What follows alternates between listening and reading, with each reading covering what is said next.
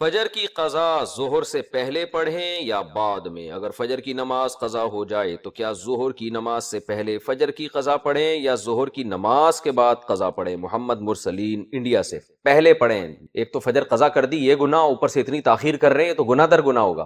حدیث میں آتا ہے من نام عن صلاۃ او نسیھا فلیصلیھا اذا ذکرھا فإن ذلک وقتھا۔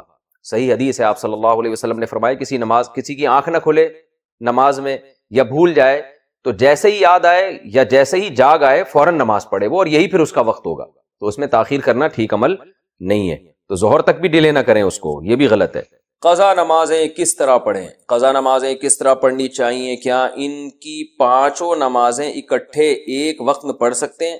وحید اللہ خان کوہاٹ سے۔ جی ہاں، ایک وقت میں، ایک دن میں آپ پڑھ سکتے ہیں، ایک ٹائم پہ بھی پڑھ سکتے ہیں۔ 5 نہیں بلکہ وطر کی قضا بھی واجب ہے، تو وطر ملا کے 6 ہو جائیں گے، تو وہ قضا اکٹھی بھی پڑھ سکتے ہیں۔ اور نیت یہ کرنی ہے کہ میرے ذمے، جیسے فجر آپ پڑھ رہے ہیں تو نیت یہ کریں میرے ذمے فجر کی جتنی نمازیں لازم ہیں ان میں سے میں سب سے پہلی نماز پڑھ رہا ہوں۔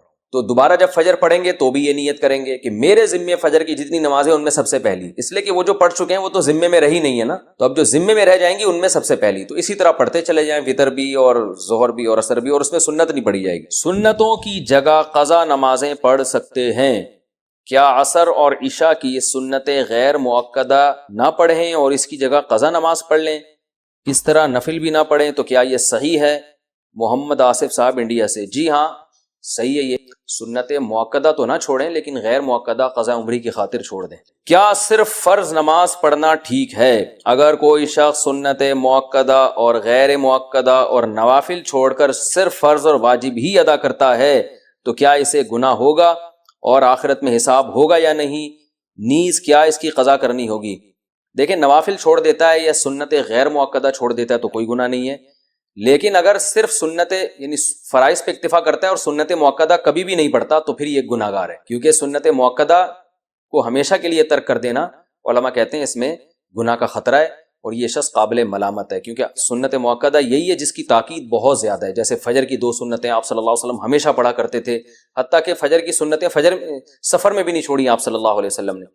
تو باقی سنتوں کا بھی جو مؤکدہ ہیں ان کا اہتمام ضروری ہے، کبھی کبھار چھوٹ جائیں تو کوئی حرج نہیں ہے اس میں، جیسے سفر میں چھوڑ دیں یا کوئی ایمرجنسی ہے یا بہت زیادہ تھکاوٹ ہے، کبھی کبھار چھوڑنے میں کوئی حرج نہیں۔ فجر کی سنتیں رہ جائیں تو کب پڑھیں؟ کیا ہم فجر کی نماز کے بعد سنت پڑھ سکتے ہیں؟ بعض لوگ بولتے ہیں کہ تم پڑھ سکتے ہو اور بعض لوگ کہتے ہیں کہ نہیں بلکہ طلوع آفتاب کے بعد پڑھ سکتے ہو، اس بارے میں رہنمائی فرمائیں۔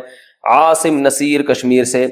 یہ مسئلہ علماء کے مابین اختلافی ہے۔ امام احمد بن حنبل، امام شافعی کے نزدیک جائز ہے کہ فجر کی فرض نماز کے فوراً بعد آپ سنتیں پڑھ لیں، لیکن امام حنیفہ رحمہ اللہ تعالیٰ کے نزدیک فوراً بعد نہیں بلکہ اشراق کے وقت آپ پڑھیں، اور یہ عبداللہ بن عمر سے ثابت بھی ہے عملاً کہ، اور یہ جو حدیث میں آتا ہے کہ نماز کے بعد سنتیں پڑھی جائیں تو احناف کے ہاں اس کا مطلب یہی ہے کہ نماز کے بعد اس وقت جب مکروہ وقت گزر جائے، اور وہ اشراق کے وقت گزر چکا ہوتا ہے، کیونکہ فجر کی نماز کے بعد نوافل نہیں ہے، تو اس لیے، اور صحابہ سے بھی منقول ہے، تو کسی وقت میں انشاءاللہ پورے ریفرنس کے ساتھ اس پہ دلائل ریکارڈ کروا دوں گا۔ ابھی تو صرف سائل نے جتنی بات پوچھی ہے تو صرف ٹو دا پوائنٹ اسی بات کا جواب دے رہا ہوں کہ فقہ حنفی میں یہی ہے کہ آپ اشراق کے وقت پڑھیں، فوراً بعد نہ پڑھیں۔ باقی اگر کوئی فجر کے فوراً بعد پڑھ رہا ہے، وہ فقہ حنفی کو فالو نہیں کرتا تو اس کو پڑھنے دیں، اس میں پھڈے بازی والی بات نہیں ہے۔ آپ اس پر عمل کریں کہ ایک مسلک کو فالو کرنا چاہیے، دوسرے پہ تان و تشنیع نہیں کرنی چاہیے۔ یہ اسلاف کا طریقہ تھا، اور یہی طریقہ اس امت میں ایک ایسا طریقہ ہے جس سے امت اختلاف سے بچ سکتی ہے۔ اپنے دلائل دوسرے پر تھوپنا اور یہ کہنا کہ میں صحیح ہوں تم غلط ہو، اس سے امت میں اتحاد پیدا نہیں ہوگا۔ اتحاد اسی سے ہوگا کہ آپ ایک مسلک پہ اگر عمل کر رہے ہیں تو آپ اس پر عمل کریں، دوسرے کو آپ برا بھلا نہ کہیں۔ تو حنفیہ کا اس بارے میں 2 ٹوک اور واضح موقف ہے، اور یہ آثار صحابہ سے بھی ثابت ہے کہ فجر کی یا آپ کی 2 سنت اگر چھوٹ جائیں تو فوراً بعد نہ پڑھی جائیں بلکہ اشراق کے وقت میں پڑھی جائیں، اور یہ اشراق کے وقت میں پڑھنا افضل ہے، کوئی لازم نہیں ہے، بہتر ہے کہ اس کو پڑھ لیا جائے۔ فجر میں الارم نہیں بجا تو قضا کا گناہ ہوگا؟ اگر کوئی فجر کا وقت ختم ہونے کے 45 منٹ بعد فجر کی نیت سے جاگا اور اٹھ کر موبائل دیکھا کہ الارم کیوں نہیں بجا، پھر وضو کر کے فرض نماز کی قضا کی، کیا اسے بھی قضا کرنے کا گناہ ملے گا یا پھر یہ معاف سمجھا جائے گا؟ عارف شیخ انڈیا سے۔ عارف شیخ صاحب، اگر پورا انتظام اس نے فجر میں اٹھنے کا کیا تھا پھر بھی بیچارے کی آنکھ نہیں کھلی تو پھر کیوں گناہ ملے گا؟ حدیث میں آتا ہے کہ لیس فی النوم التفریط فی الیقظہ، آپ صلی اللہ علیہ وسلم نے فرمایا کہ سوندے میں کوتاہی نہیں ہے۔ کوئی آدمی اگر سو جائے اور آنکھ نہ کھلے. خود آپ صلی اللہ علیہ وسلم کے ساتھ ایسا ہوا صحیح بخاری میں کہ اس کو آپ صلی اللہ علیہ وسلم کی آنکھ نہیں کھلی، کیونکہ حضرت بلال جنہوں نے جگانا تھا ان کی آنکھ نہیں کھلی. تو حضرت بلال کی جب سورج کی کرنیں آپ کے چہرے پہ پڑی ہیں تو حضرت بلال کی آنکھ کھلی تو آپ نے سب کو اٹھایا. تو پورا انتظام آپ جاگنے کا کر کے سوئے پھر بھی آنکھ نہیں کھلی تو وہ معاف ہے. آپ صلی اللہ علیہ وسلم نے فرمایا کہ من نام عن صلاۃ او نسیھا فلیصلیھا اذا ذکرھا، کہ جو آدمی نماز سے سو جائے یا بھول جائے تو جیسی یاد آئے اس وقت پڑھ لے، جیسی جاگ آئے اس وقت پڑھ لے.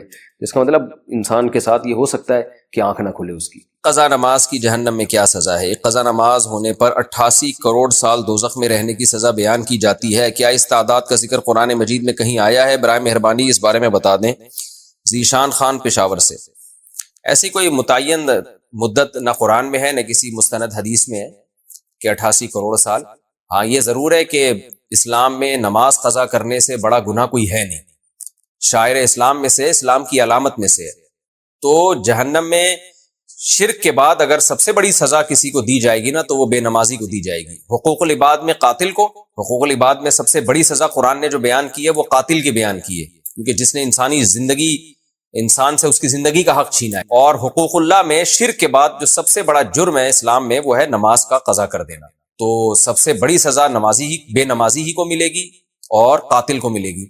اب کتنی ہے اس کے میں نے بتایا کہ کوئی ہمیں نہیں ملتا کہ اتنے سال رہے گا. یہ ہے کہ بہت عرصہ رہے گا جہنم میں. جہنم میں تو بھائی تھوڑے دن کی سزا، تھوڑے ٹائم کی سزا بھی بہت سخت ہے. اللہ نے بہت سخت آگ رکھی ہے. تو آپ سوچیں کہ طویل عرصے تک جہنم میں جلنا یہ کتنی بڑی سزا ہے. تو اس بحث میں پڑے بغیر کہ کتنے سال جلے گا، اس بحث میں نہیں پڑھنا چاہیے. اصل جو پڑھنے کی چیز ہے وہ یہ ہے کہ ہم توبہ استغفار کریں، اور اگر کوئی شخص نماز قضا کرتا ہے تو توبہ کرے اس جرم سے، اور آئندہ کے لیے اللہ سے معاہدہ کرے وہ نماز کی پابندی کرے.